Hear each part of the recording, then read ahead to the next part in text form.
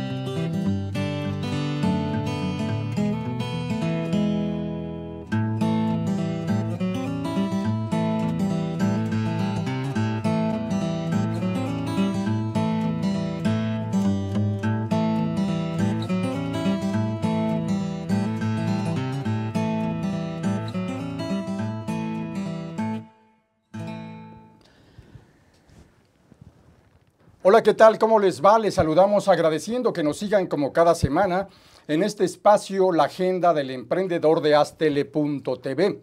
Les saluda a Raúl Fraga y damos la bienvenida, como en cada emisión, a nuestro colega el periodista José Sobrevilla. Bienvenido, Pepe. Muy buenas tardes, Raúl. Buenas tardes a quienes nos hacen favor de seguirnos. Y, por supuesto, tenemos el gran privilegio el día de hoy de recibir a un joven investigador académico. Él es el maestro Luis Ángel Hurtado, que viene realizando toda una tarea sumamente importante de innovación para poder estudiar, analizar y proponer los resultados sobre cómo consumen los mexicanos las redes sociales. Maestro Luis Ángel Hurtado, te damos la bienvenida nuevamente. Gracias. Gracias, Raúl. Gracias. Y también el día de hoy tenemos, como cada semana, a nuestro colaborador, el cartonista Luis. Bienvenido, Luis. Muchas gracias, Adelante, Raúl. por favor. Sí, claro que sí, con todo gusto. Bueno, pues el día de hoy vamos a estar aquí hablando en el cartón sobre el importante papel que juegan las redes sociales ante el poder público, el poder político, los funcionarios, los servidores. Y bueno, pues evidentemente aquí estas redes sociales son un vínculo, un estrecho vínculo de comunicación entre la sociedad civil y lo que ellos quieren difundir. Pero, mucho cuidado, estoy aquí refiriéndome en mi cartón a que tienen dos caras este juego de comunicación, porque por un lado bien pueden difundir positivamente, pueden estar cumpliendo con lo que desean los servidores públicos, ¿verdad? Con la información que quieren compartir, logros, metas, etcétera, tantas cosas, pero cuidado, porque la otra cara de la moneda sería que estas redes sociales pues atentaran contra sus propios intereses, estuvieran difundiendo mensajes que no van en el sentido que desean y que, bueno, pues están poniendo aquí en riesgo, en juego, la reputación política, la reputación de ellos mismos. Ahí están los trazos del día de hoy. Muy interesante, muchas gracias, Luis. Muchas gracias. Súper importante porque mucho tiene que ver con la reputación digital y también con los contenidos, los códigos claves de la nueva comunicación digital. Maestro Hurtado, te quiero preguntar de entrada sobre este gran tema que tú mismo nos has planteado. Si YouTube y Twitter operan como grandes redes de influencia política, ¿cuál sería el elemento central que te lleva a investigar este tema clave? Bueno, principalmente, agradecerte primero, Raúl, por el espacio y respondiendo ya enunciado que me acabas de comentar. Bueno, déjame decirte que el motivo por el cual se hizo esta investigación era una investigación que contemplara el uso que le damos a las redes sociodigitales, las 5 más usadas por los mexicanos, que son WhatsApp, Facebook, Instagram, YouTube y por supuesto Twitter. Bien. A raíz de eso, nosotros nos dimos a la tarea de saber sus hábitos, el perfil de las personas, el uso que le dan, pero también el consumo de información tanto positiva como negativa, con los famosos fake news. Bajo esa lógica y bajo esa premisa, nosotros nos aventuramos hace aproximadamente 6 meses a hacer una muestra de más de casi 2,000 cuestionarios en toda la República Mexicana para poder saber cuál es el perfil de los usuarios en las redes sociales y cómo consumimos estas 5 redes más usadas. Importantísimo. Y en ese sentido, ¿a cuántas personas llegaron, Luis Ángel? Bueno, como tal, el estudio contempló bajo una lógica, bajo los datos del Instituto Federal de Telecomunicaciones, un espectro de aproximadamente 2,000 cuestionarios, 2,000 personas, para poder saber el perfil detallado, y de esto nosotros hicimos más de 300 preguntas a estos entrevistados para poder saber de raíz cómo utilizan cada una de estas redes sociodigitales. El cuestionario pues era algo largo, pero nos arrojó los datos que, pues bueno, he ido difundiendo en algunos espacios y por supuesto lo haré en este espacio. Y el objetivo central era decir, a ver, todos hablan sobre cómo utilizamos las redes sociodigitales, por lo regular eran estudios que se hacen en otros países que a veces no son de carácter directo con los usuarios mexicanos, sino hacen solamente aproximaciones a partir de los algoritmos que arrojan las mismas redes. Y dijimos, ¿por qué dejamos el terreno que otros investigadores de otros países hablen de cómo usamos las redes sociodigitales? Y dijimos, pues vamos a hacerlo ahora nosotros directamente con nuestros connacionales. Bajo esa lógica nos aventuramos y los resultados que tenemos hoy en día es que estas redes sociodigitales, aparte de ser las más utilizadas, también tienen un gran poder de influencia, algunas de ellas, y también un gran poder de manipulación informativa. Bajo esa lógica, pues es el terreno que nosotros llegamos, ya sea desde lo político, desde lo social, lo económico y por supuesto lo cultural. ¿Cuáles serían, maestro Luis Ángel Hurtado, los principales indicadores que nos dicen, por ejemplo, cuál es a nivel de lo que es sexo, quienes más siguen las redes sociales, su estratificación en cuanto a edad, ocupación y cuáles son los afanes que llevan al consumo de las redes sociales en este país? Bueno, mira, principalmente esto lo voy a explicar de esta forma.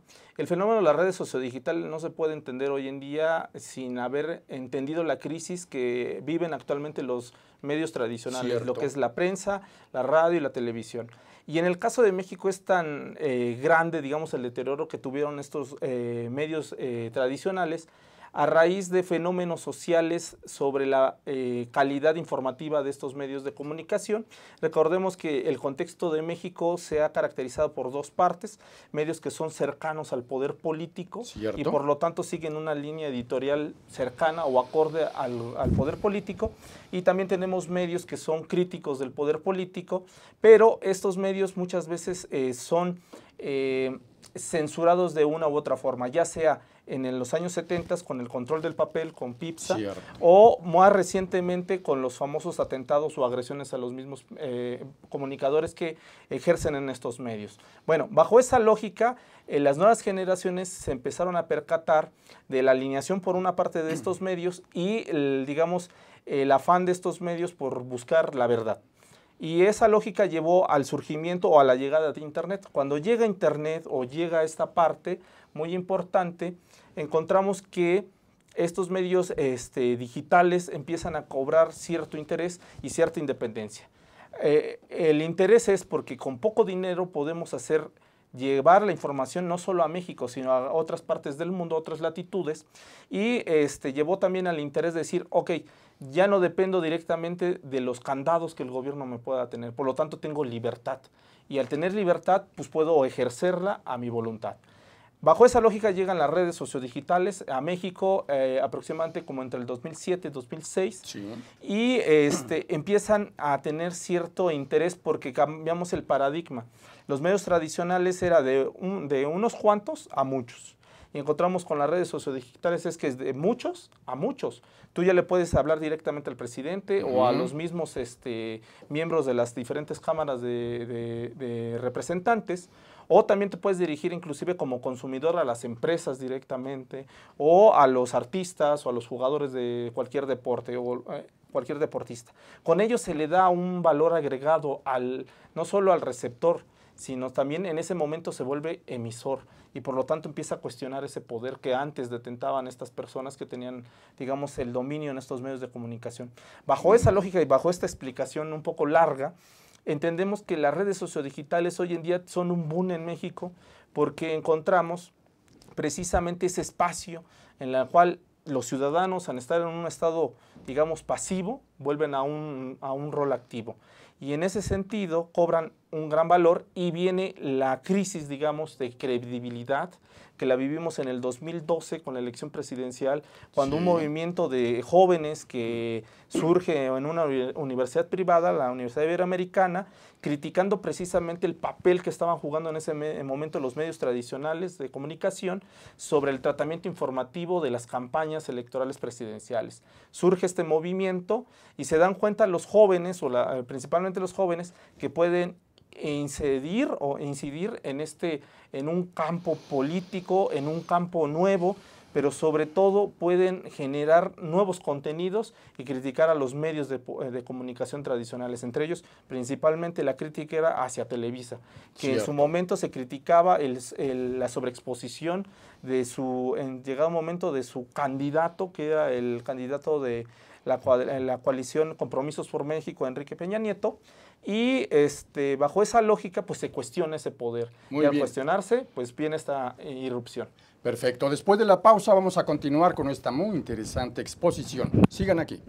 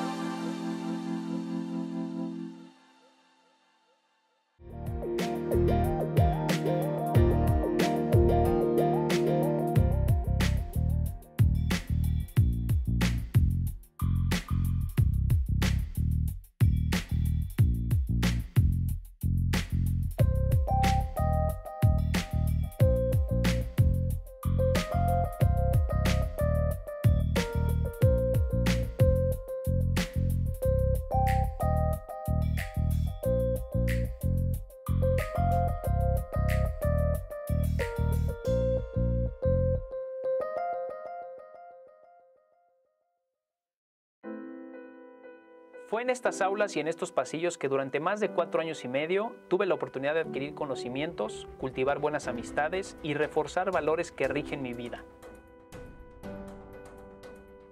En mi gestión al frente de Jardines de México, trabajando con responsabilidad y honestidad, y en conjunto con un grupo multidisciplinario, hemos podido colocarnos como un punto emblemático del estado de Morelos y llegar a ser reconocidos como el jardín floral más grande del mundo.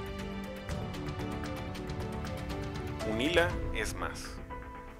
Visita unila.edu.mx y conoce nuestra oferta académica. Para cuando sudamos la camiseta. Para los que tenemos una vida intensa. Porque todos necesitamos rehidratarnos. Electrolit, hidratación total, científicamente hidratante.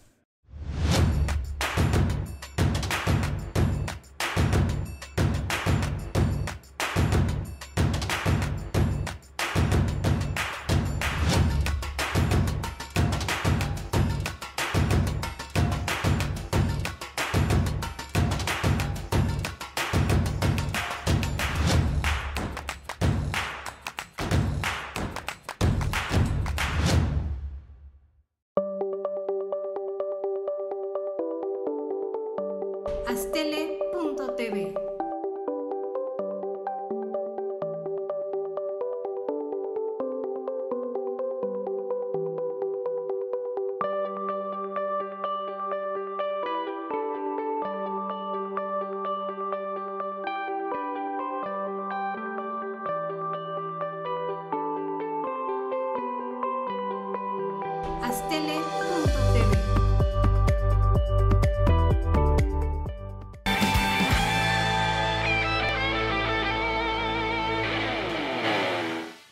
Gracias por continuar en la agenda del emprendedor. Estamos tratando un tema excesivamente interesante y muy controvertido, que es la participación, la influencia política de YouTube y de Twitter con el maestro Luis Ángel Hurtado.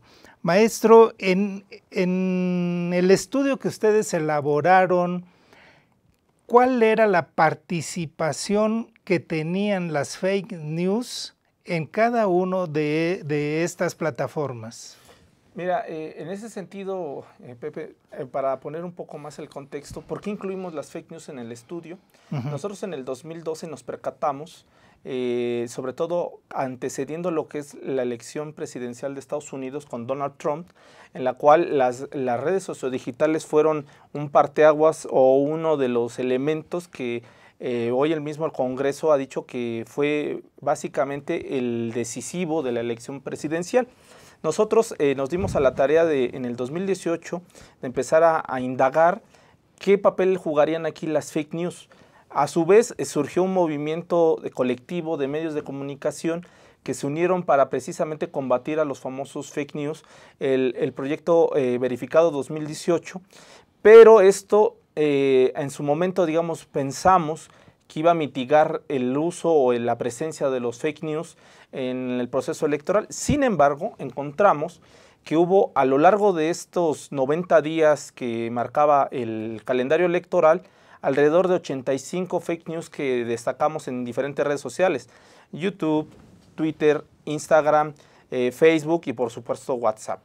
Bajo esa lógica nosotros entramos a hacer este estudio y en el estudio encontramos que las redes sociodigitales que donde más impacto tienen o donde más consumidos son las fake news es básicamente las redes sociodigitales que son propiedad de Mark Zuckerberg: Facebook, WhatsApp y por supuesto Instagram, en las cuales donde más presencia tienen es por supuesto en primer lugar Facebook y posteriormente WhatsApp.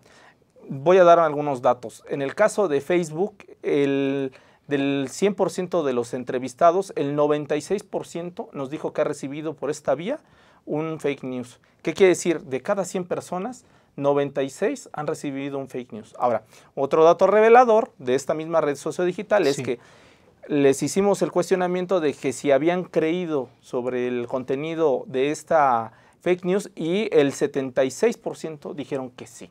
Ahora, estamos hablando de cada 100, 76.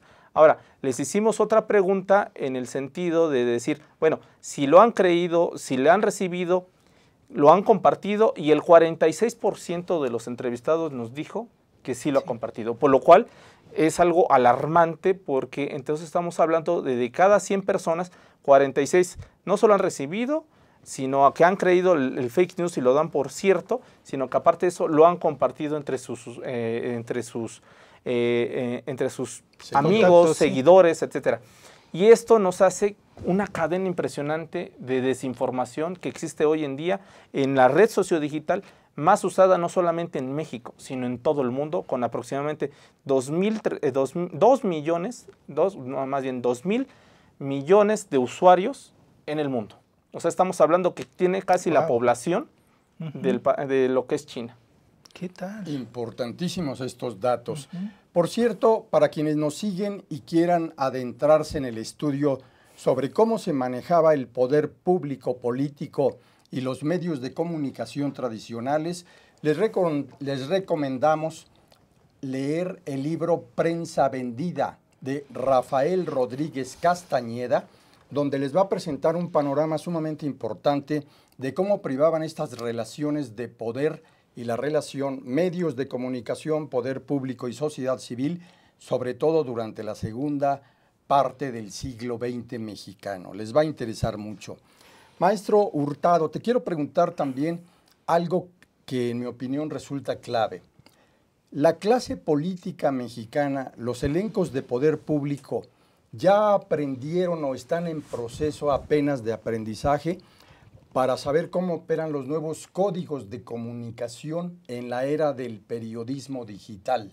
y en la era de la generación de corrientes de influencia, sobre todo hacia las nuevas generaciones, con nuevos códigos de comunicación? Mira, yo te voy a dar un dato interesante en este sentido. Los medios de comunicación tradicionales, principalmente lo que fue radio, televisión y prensa, entraron tarde en lo que es la repartición de información o de seguidores, o por lo menos la construcción de su imaginario digital. Sí. Llegaron tarde a esta repartición porque precisamente ellos en la década pasada creían que su poder de influencia seguía siendo increíblemente grande.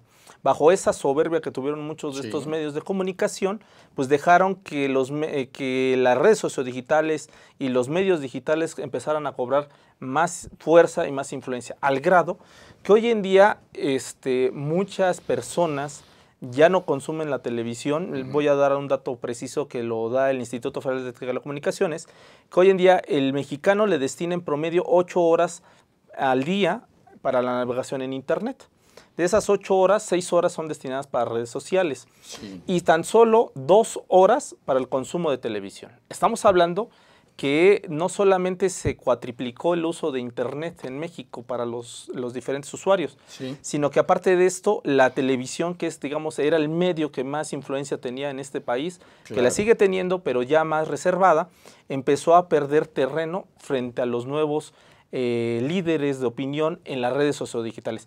Por eso hoy en día vemos que el fenómeno de los llamados influencers o los youtubers o los twitters está presente en todas partes, no solamente en México, sino en todo el mundo, y no solo en el ámbito social. Hoy en día muchos políticos han potencializado el uso de las redes sociodigitales en beneficio de sus plataformas políticas. Un claro ejemplo de ello pues, es Donald Trump, que todos los días, en lugar de acercarse a los medios tradicionales, prefiere posicionar desde muy temprana hora, desde su cuenta de Twitter, el tema que él desee.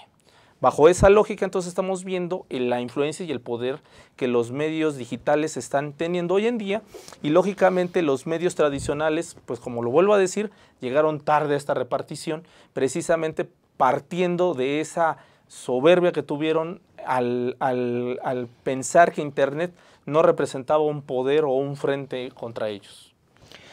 Un aspecto que es fundamental en el uso de las redes sociales es de que la gente considera que tanto Facebook como YouTube como Twitter son redes gratuitas, cosa que es un perfecto error, y la empresa Cambridge Analytica nos puso en el rostro el cómo se manejan nuestros datos personales para influirnos y tomar una decisión política. En ese sentido, y con la visión de lo que hizo Cambridge Analytica, ¿cómo pega esto en el lado de Twitter y en el lado de YouTube? Bueno, te voy a poner un ejemplo. Es una excelente pregunta, Pepe. ¿Por qué?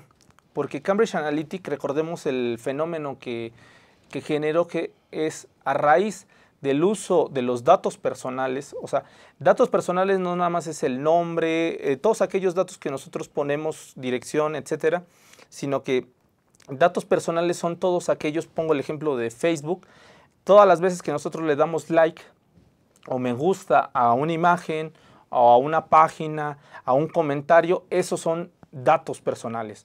O también todos los no me gusta, me entristece, etcétera, etcétera. Todo eso a la par con el algoritmo que tiene hoy en día Facebook va creando un perfil digital de tus gustos, disgustos, de las cosas que son atractivas para ti, y por ello, bajo esa lógica, Facebook te comparte, digamos, si te gusta mucho un equipo de fútbol X, pues te dice, mira, hay promociones en playeras sobre ese equipo de fútbol, o hay promociones de entradas para el estadio, para este equipo de fútbol, o únete al club de esto, una membresía, etcétera.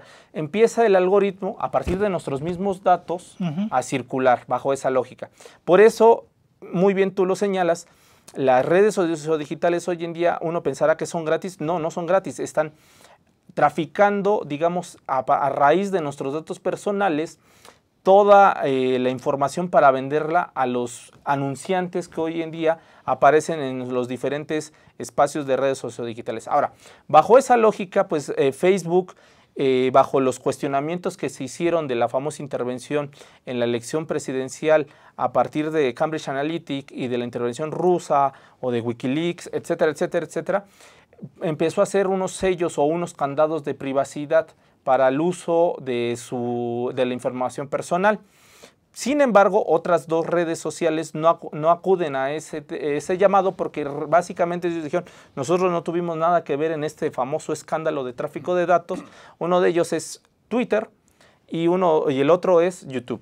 Bajo esa lógica te explico que estas redes sociodigitales, al ser de menor alcance que Facebook, no quiere decir que sean de menor potencialidad en el ámbito político. Te pongo un ejemplo, la red sociodigital hoy en día más usada para el posicionamiento político de cualquier índole o de cualquier tipo es Twitter, por el algoritmo que tiene, porque ahí ves todo lo que comentan todos, al mismo tiempo te sigan o no te sigan. Muy bien. Después de la pausa vamos a continuar. Sigan aquí.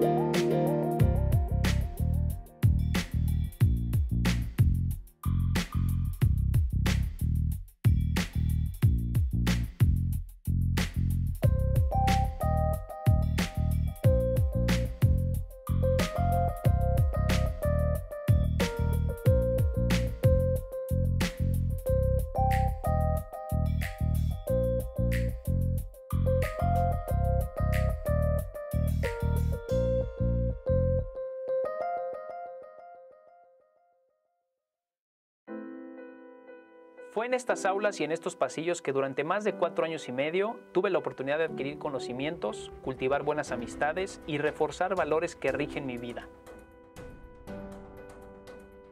En mi gestión al frente de Jardines de México, trabajando con responsabilidad y honestidad, y en conjunto con un grupo multidisciplinario, hemos podido colocarnos como un punto emblemático del estado de Morelos y llegar a ser reconocidos como el jardín floral más grande del mundo. UNILA es más. Visita unila.edu.mx y conoce nuestra oferta académica. Para cuando sudamos la camiseta. Para los que tenemos una vida intensa. Porque todos necesitamos rehidratarnos. Electrolit, hidratación total, científicamente hidratante.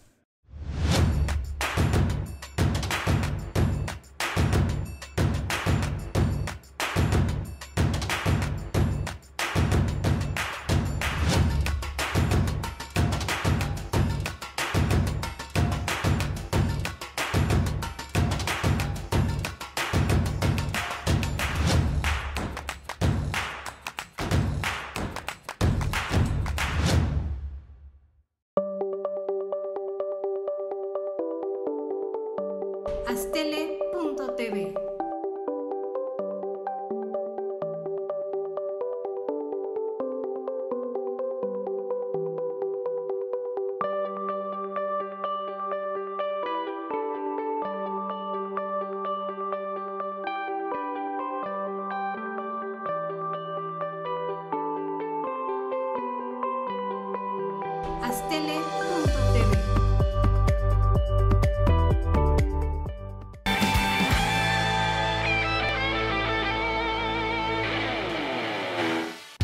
Adelante, maestro, estás haciéndonos una muy interesante exposición. Bueno, nos quedábamos en la parte de, lógicamente, de estas restricciones que tiene Facebook a raíz del escándalo de Cambridge Analytica y todo lo que conllevó, digamos, al proceso electoral 2016 en Estados Unidos.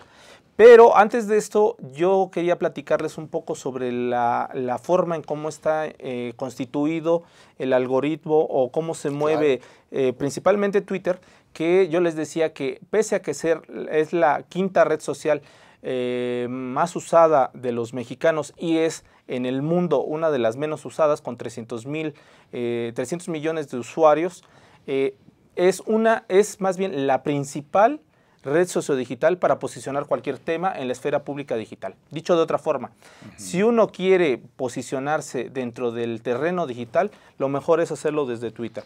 Y les voy a poner ejemplos. Las mayores movilizaciones de carácter de movimientos sociales o ciberactivismo, como se les conoce en el argot de la academia, han surgido de los famosos hashtags o de los posicionamientos que se hacen en Twitter. Ese es un ejemplo. Otro ejemplo es las famosas cuentas de personas que empiezan a hacer el papel de aquel periodismo ciudadano o de ese periodismo que critican en su momento de los medios tradicionales y crean estas cuentas en Twitter y empiezan a posicionar posicionarse dentro de la esfera pública digital y a ganar cierta reputación. Ahora, bajo ese terreno, cualquier tema que uno posicione, ya sea deportivo, ya sea de entretenimiento y no se diga político, Twitter es el escenario. Siempre se posiciona primero en Twitter y de ahí escala a las demás redes sociodigitales.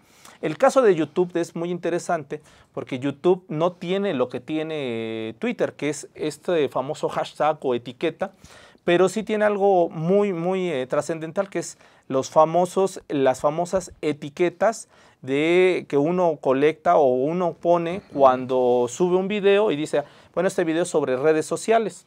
Así es que la gente que pone en Google, que es el mayor buscador en todo el mundo y es propietario de YouTube, busca redes sociales, videos, va a aparecer en el motor de búsqueda estos videos.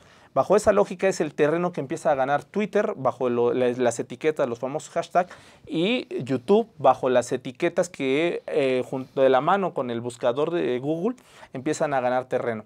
Ahora, bajo esa lógica surge un fenómeno en el 2008, que es la famosa tecnopolítica. ¿Qué es la tecnopolítica? Es el uso de las herramientas digitales, o sea, internet o redes sociales en las campañas políticas. Bien. Y el mayor escenario, o por lo menos el escenario más conocido, fue la elección presidencial en 2008 de Barack Obama. Cierto. Barack Obama las utiliza para llegar a un público joven que es el usuario de estas redes sociodigitales y sobre todo para posicionarse como un presidente diferente, un presidente cercano, un presidente que los escucha y un presidente que interactúa con ellos. Esto le da un potencial enorme al grado de que el usuario con mayor número de seguidores en Twitter en el mundo es hoy en día Barack Obama. Y bajo esa lógica entonces vemos que como este fenómeno o este uso de las redes sociodigitales e internet en la llamada tecnopolítica cobró con éxito esta elección, vemos la réplica de estas elecciones o del uso de las redes sociodigitales en la política de diferentes países en diferentes partes del mundo. México no es la excepción. México tuvo ya este escenario en el 2012. Sin embargo, el impacto no fue el esperado por la brecha digital, la brecha de conexión. En el 2012 apenas encontrábamos a entre 40 y 50 millones de mexicanos que tenían acceso a Internet y de esos entre 40 y 50 solamente el 20 o entre 20 o 30 millones tenían acceso a las redes sociodigitales. Por lo tanto, la convergencia entre lo que se hablaba en las redes sociodigitales no impactaba a veces tanto en el escenario de los medios tradicionales. Sin embargo, el crecimiento de Internet en estos 6 años fue exponencial. Creció más del 100%, al grado de que hoy en día, según datos del Instituto Federal de Telecomunicaciones, encontramos que cerca de 83 millones de mexicanos tienen acceso a Internet, y de esos 83 millones de mexicanos, el 72 millones hacen uso de las redes sociodigitales. Por lo tanto, aquellas personas que empezaron a hacer lo que es la llamada tecnopolítica en las redes sociodigitales, pues hace 6 años, hoy tienen, por supuesto, un terreno en el cual dominan no solamente en el lenguaje, sino también en el número de seguidores y sobre todo en la forma en cómo interactúan con el público. Fundamental la información que nos das. Y agradecemos mucho el que nos está siguiendo, como cotidianamente lo hace, nuestro gran amigo y colega Francisco Belmont, desde París, Francia, conocido también como Juanito Guanabacoa, y que conduce un importante programa, La Finca del Regocijo, que justamente se transmite vía satélite y que tiene audiencias muy importantes en diversos países europeos y latinoamericanos. Un abrazo para Juanito Guanabacoa. Maestro Hurtado, las escuelas de periodismo en México, de acuerdo a los datos que nos ha aportado el doctor Javier Esteino, suman actualmente 1,024 opciones para formar a las nuevas generaciones de periodistas. La pregunta, ¿la mayoría de ellas siguen en los viejos planes de estudio o ya se está avanzando y transitando hacia las materias vinculadas con el periodismo digital?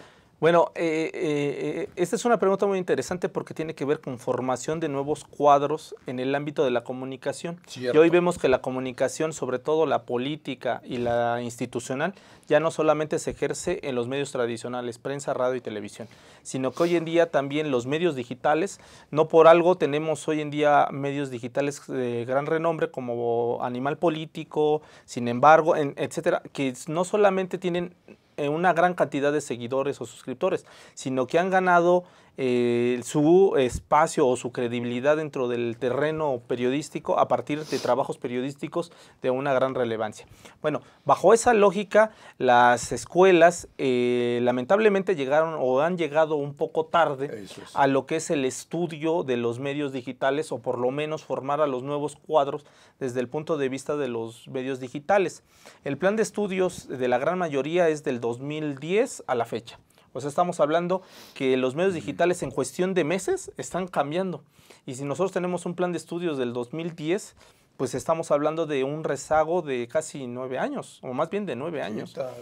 Bajo esa lógica, pues el YouTube o el Twitter o el Facebook de hace 9 años, pues no es el mismo que hoy día existe. O, por ponerlo así, hace 9 años existían estas 3 redes sociodigitales, pero hoy en día tenemos una que está cobrando gran relevancia entre los jóvenes, que se llama Instagram, y en la cual hace aproximadamente 9 años no existía o no figuraba dentro del terreno, digamos, digital.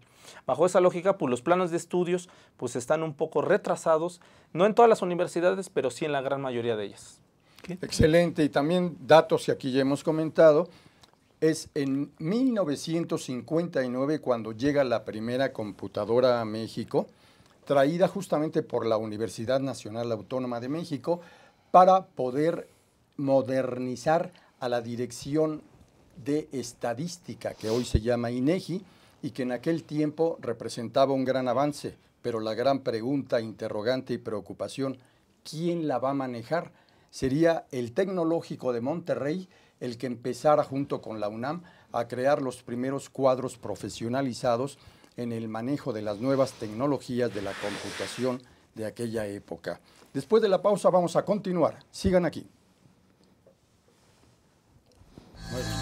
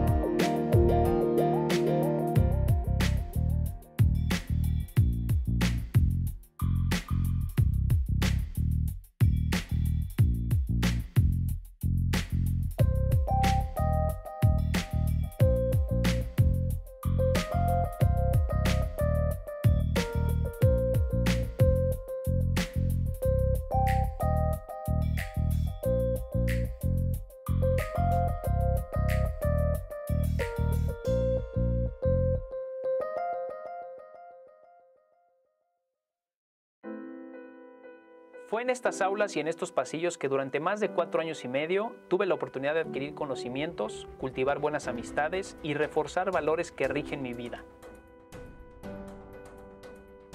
En mi gestión al frente de Jardines de México, trabajando con responsabilidad y honestidad, y en conjunto con un grupo multidisciplinario, hemos podido colocarnos como un punto emblemático del estado de Morelos y llegar a ser reconocidos como el jardín floral más grande del mundo.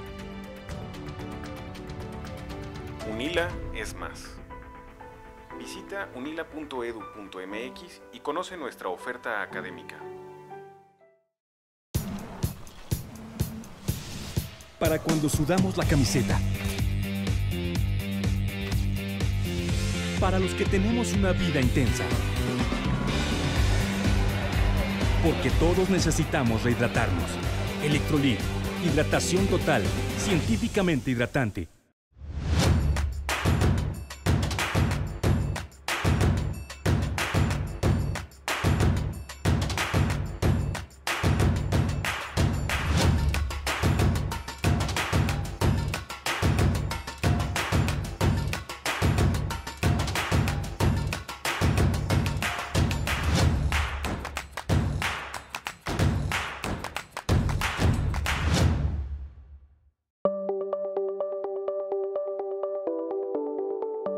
Astele.tv.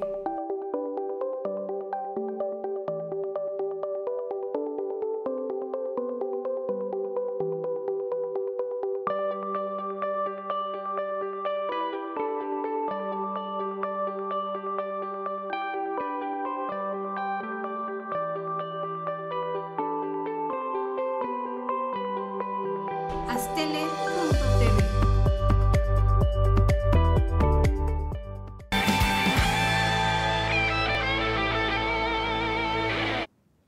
Qué bueno que sigue con nosotros. Estamos tratando este tema de la presencia política que tienen los medios Twitter y YouTube. Maestro Luis Ángel Hurtado, en la Cuarta Transformación ha sido muy visible la participación de las redes sociales en el triunfo de Andrés Manuel, al grado que les otorgó el mote de benditas. Efectivamente, han sido benditas porque han sido quienes le han abierto ese cerco informativo que tenía, etcétera. Sin embargo, ¿cuál es la presencia y la dominancia que tienen estas redes sociales actualmente en su proyecto de comunicación política que son las conferencias mañaneras? Bueno, bajo esa lógica voy a explicar un poquito por qué tiene tanto impacto, sobre todo la figura de Andrés Manuel López Obrador, en lo que llamamos esto de la ciberpolítica o la tecnopolítica. Como ya había dicho previamente, el papel que jugaron las redes sociodigitales en el 2012 fue fundamental, pero no fue determinante. Claro. Precisamente porque Andrés Manuel López Obrador ha sido uno de los políticos que ha buscado los diferentes espacios que se le han abierto en su momento para poder difundir su proyecto alternativo de nación. Bajo esa lógica, tras la elección de 2006 y 2012, los medios tradicionales de comunicación le cerraron en llegado momento las puertas a Andrés Manuel.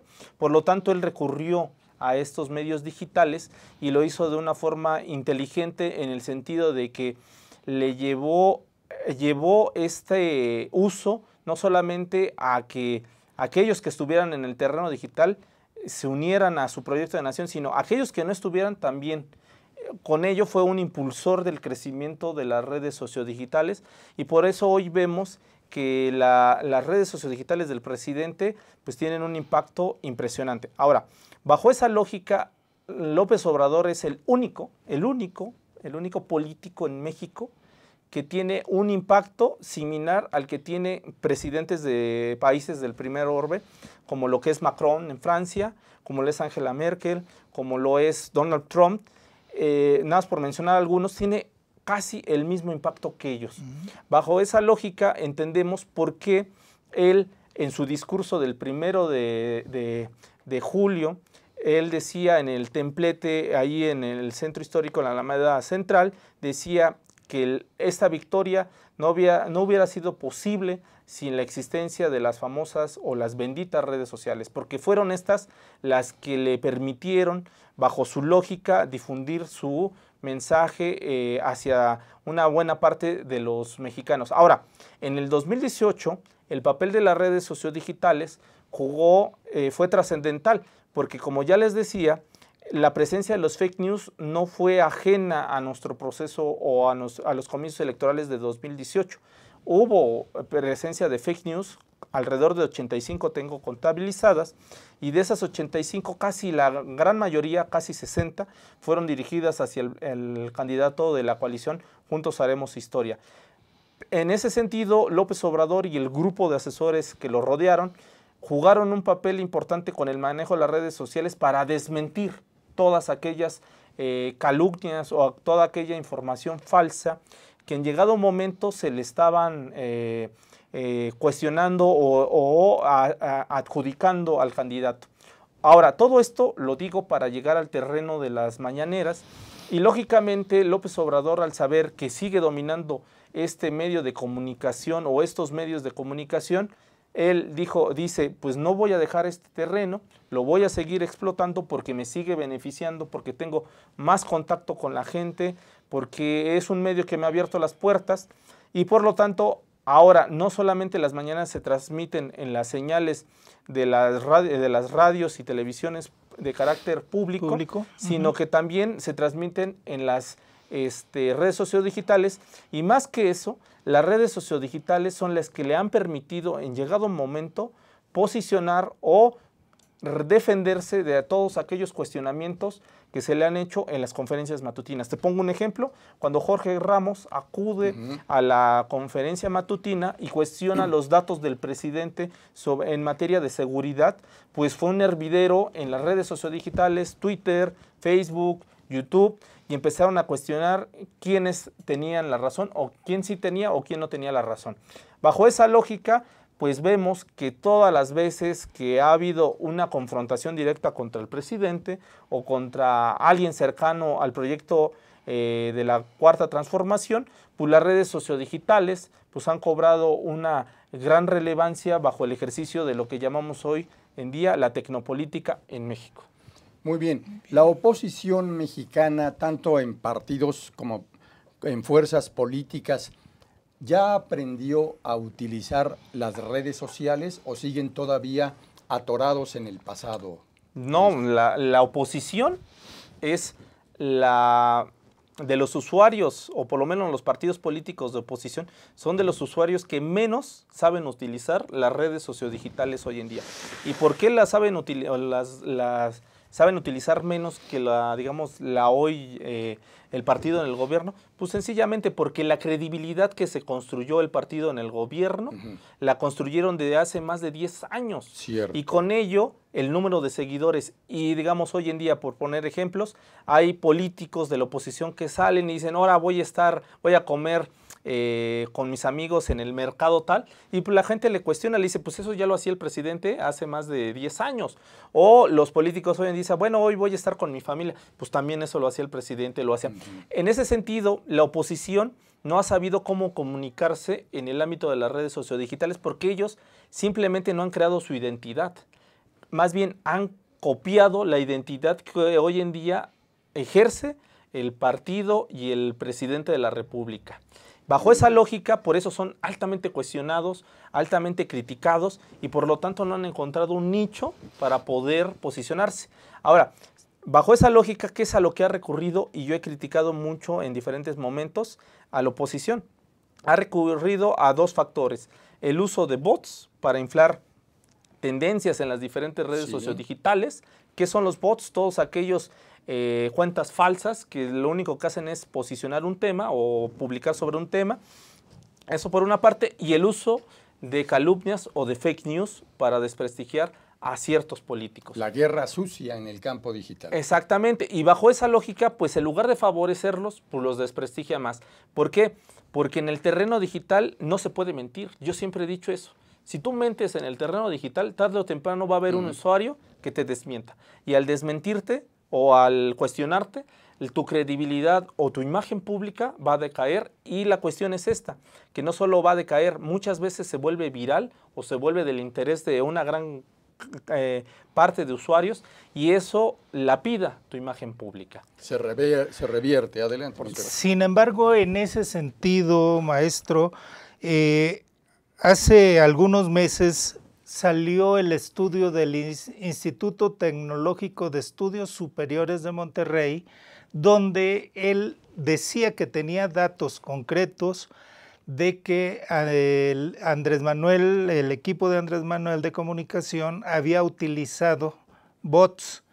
Y eso se hizo una controversia, sin embargo, se quedó en el limbo y no ha afectado su credibilidad. Sí, de hecho el estudio que tú señalas, Pepe, es el estudio que habla sobre la red AMLOB. Exactamente, esa red, la cual hacen un estudio sumamente revelador, revela precisamente la forma operativa en la cual esta red de seguidores reales, posiciona todo aquel tema que desea el presidente, pero también critica a aquellos que critican al presidente. Así es. Por lo tanto, también estamos hablando no de bots, sino más bien del troleo. ¿Qué es el troleo? Todas aquellas personas que critican la posición del presidente, nada más por criticarlo. Muy bien. ¿Qué tal? Además de ser director general, fundador de la firma Comunicación Política Aplicada, investigador y académico de la Facultad de Ciencias Políticas y Sociales, nuestro invitado de hoy, el maestro Hurtado, también está próximo a impartir un curso sumamente importante que valdría la pena convocaras. Claro que sí, gracias Raúl. Bueno, es un curso que se va a inicia esta semana Perfecto. En la Facultad de Ciencias Políticas y Sociales, todos los miércoles de 1 de la tarde a 3 de la tarde, y se acaba de abrir por la gran demanda que hubo, un nuevo grupo para todos aquellos que no pueden entre semana, los días sábados de 12 de la tarde a 2 de la tarde.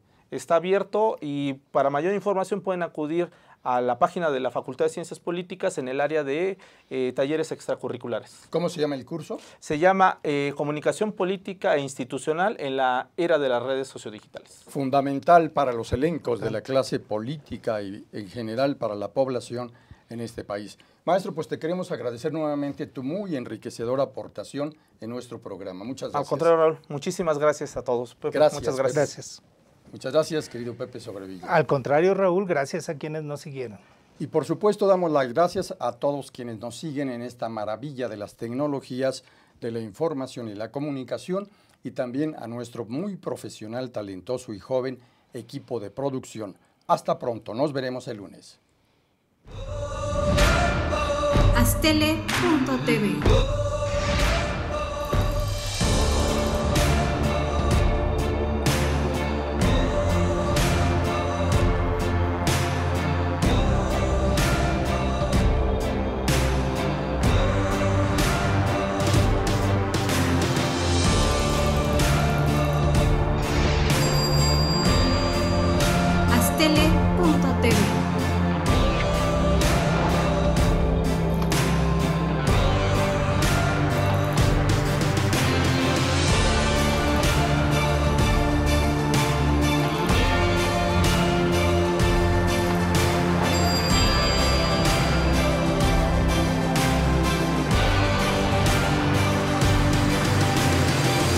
Astele.tv